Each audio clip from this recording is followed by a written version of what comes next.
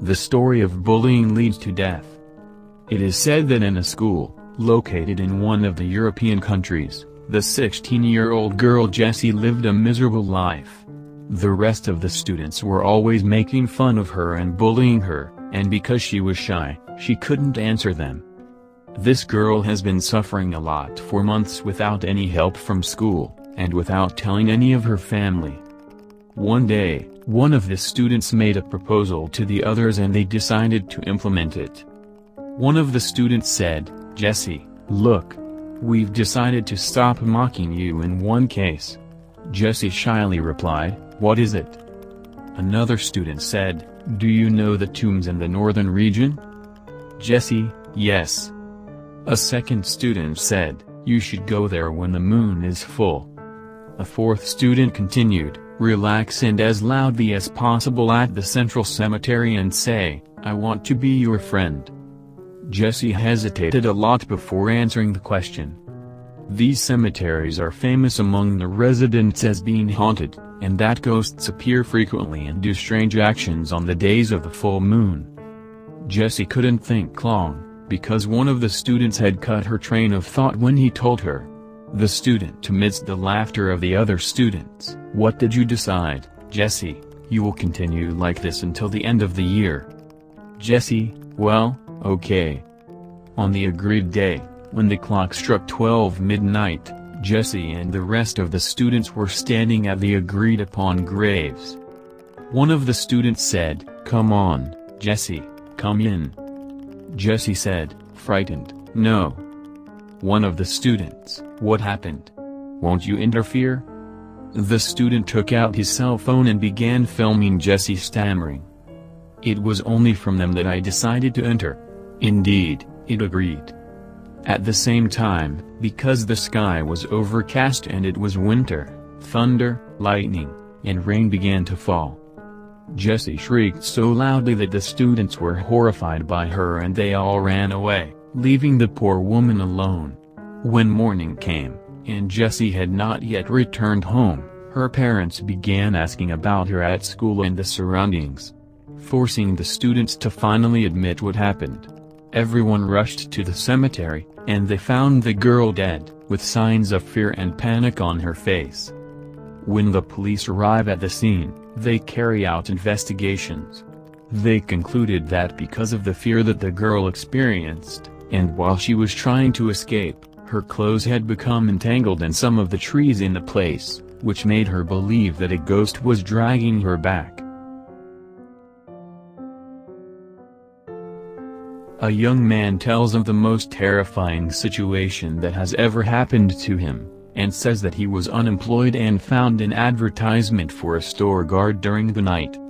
Indeed, the young man agreed to the offer, especially since the acceptance to the work was very fast. On the first day and at night the young man went to receive work and met the other guard, an old man. During the quiet of the night, the guard offered the young man a cup of tea, and he drank it, and they sat arguing.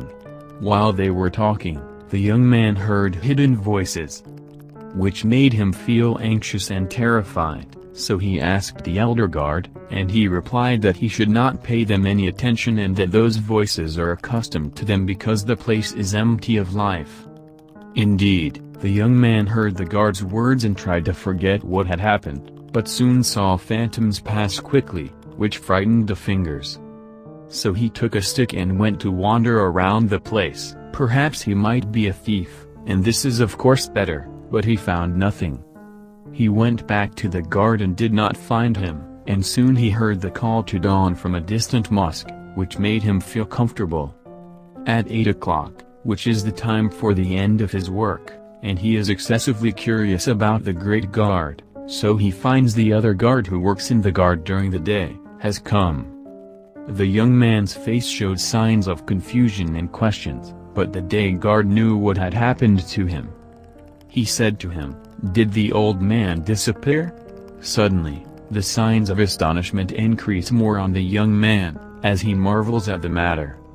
The guard broke that silence and told him that that guard had died due to the attack of some thieves after the increase in the prices of goods in the markets, and they tried to steal them, which claimed his life, and since then he has appeared every night to the guard who is there. Because of him, the guards come at night to work, and they only work for a day and flee from the place.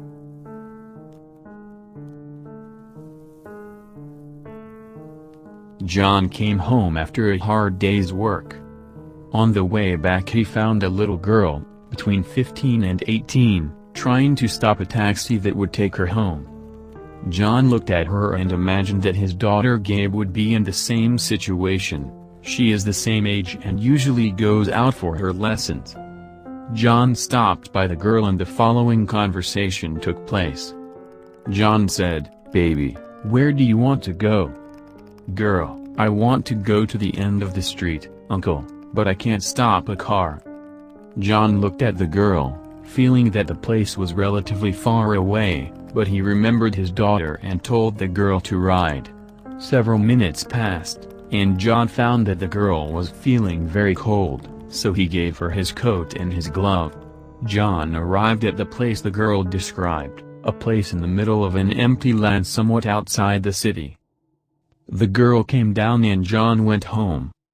As soon as he entered, his wife asked him why he was late, and she called him several times, but he did not answer, and here John remembered that the phone had been put in his coat pocket while he was out of work. John told his wife what had happened, and that he would come back the next day to retrieve it from the girl.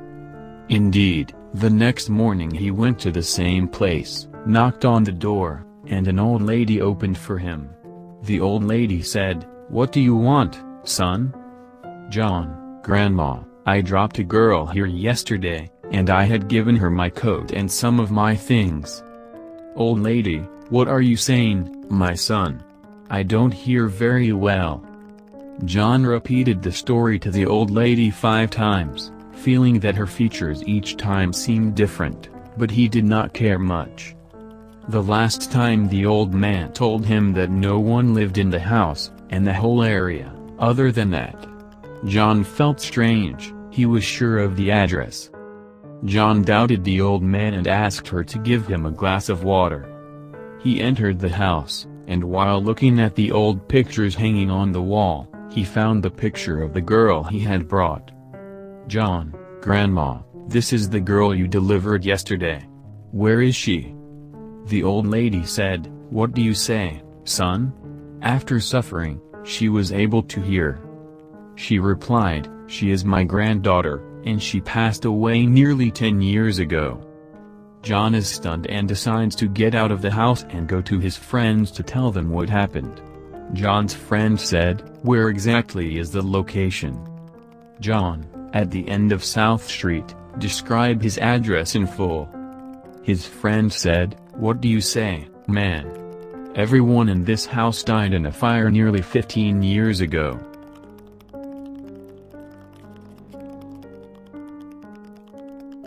Ms. Rogina says, "My husband decided to buy a new home in one of the newly built areas which are known to be initially underpopulated as other cities. The house was very large and its decor was executed in a way that captured the heart of everyone who entered it, due to the beauty of the details of every corner of the house, which made me forget the parting of my friends and the beauty of my old city. I was very happy with this wonderful house. After we distributed the rooms and finished the task of arranging each of us for his room, I lay on my bed from the severity of fatigue and exhaustion, and suddenly I felt as if someone was sitting on the edge of the bed next to me. It was as if something heavy had landed on the bed hard. I opened my eyes heavy, expecting that it was my eldest daughter who came to sleep next to me, as she always did when she was young. I looked in the room but there was no one with me." She continues, saying, "I did not give the topic more importance than its size. I closed my eyes to complete my sleep, and I say to myself, perhaps it was a dream, due to the physical exhaustion I witnessed today. I fell asleep and passed the first nights in this house in peace. But then I noticed that what I felt on the first night was not a matter of fantasies, it was repeated several times, until I felt as if this person was sleeping next to me all night with his body touching me. It came to the feeling of warm breath chasing me everywhere inside the house. A few days later, I was surprised by my little girl, who is still a baby, and she looked focused at the ceiling of the house and moved her eyes left and right as if she was watching someone's movement and actually seeing him. Rather, she points to him with her hands and laughs at him loudly. All this, and I am sure that there is no one in the house but us. Then I realized that there was something fishy about this house, but I waited until I found enough evidence to leave it. One day my mother came to visit me, and when I hosted her inside the house, she said to me, "This house is strange and psychologically uncomfortable, but I feel as if it is haunted, my daughter." My heart trembled with fear as soon as my mind began to believe my mother's words, but I quickly tried to ignore him and pretend to be strong in front of her. Then we continued the conversation, and then I was surprised by her asking me, "Who is this child who is playing with your daughter in the room?" I said to her in amazement, "What child, mother? Did you forget that I only have 2 daughters?" She said, "I am sure that I saw a boy standing in one of the windows of your house with your infant daughter. I saw them while entering the door of the house. I hurried upstairs to find my infant daughter was already in a different place than the one I had put her in, and the windows were all open." She says I only stayed 2 hours until I called my husband and asked him to come immediately to go back to our old house.